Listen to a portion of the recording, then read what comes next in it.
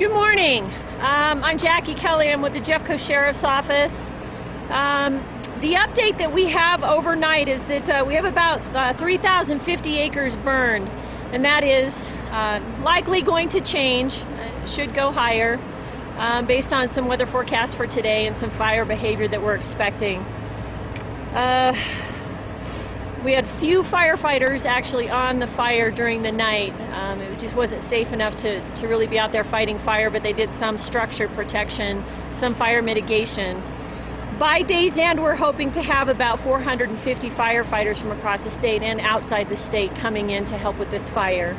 We also have a lead plane coming in from Ogden, Utah. We've also ordered a heavy tanker and a heavy tanker, which we're hoping to get as well sometime today. We had 25 evacuees stay in the Conifer shelter overnight. No one stayed in the Chatfield shelter, but we did keep that shelter open.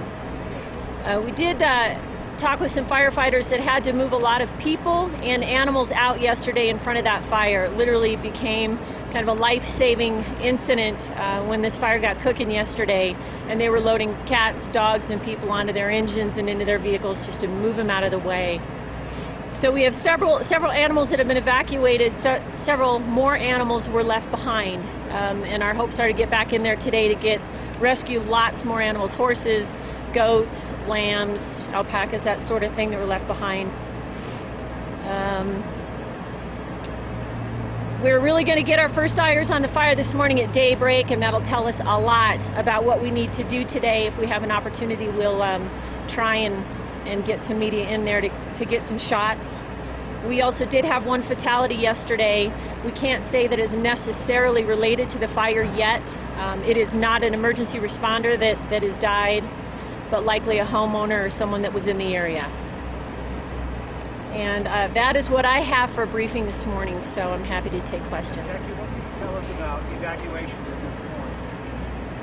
A total number? Well, we hit about 900 homes with reverse 911 last night, and obviously there's more than one person in those homes, so I would say at least double, if not triple, those numbers.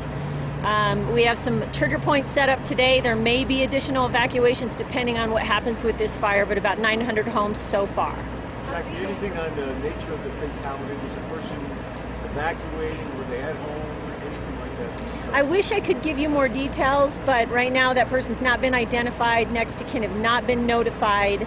I can tell you it's not a first responder, and hopefully during the day I can give you more information about that. Not a firefighter, not a firefighter, not, yeah, Jackie, absolutely. a lot of people here are wondering about the coordinates or the fire location. Right. Can you kind of give us some details on that? You know, I'm hoping that we're going to have a map for you today, very shortly, hopefully, that'll actually give you the fire perimeter. It'll show you where the fire is burned, and another perimeter that will show an evacuation area. It's very difficult for me to just tell you where it is because it's affected a couple of major road closures, Foxton Road being one of them, Pleasant Park being the other. So there's definitely an impact to citizens who can't get home, who can't travel through that area because of fire operations. There are lots of very small and interesting subdivisions up in this area that's been evacuated. They don't even all have names, so it's just a lot of streets that we can give you. So I'm sorry it's not that easy to define.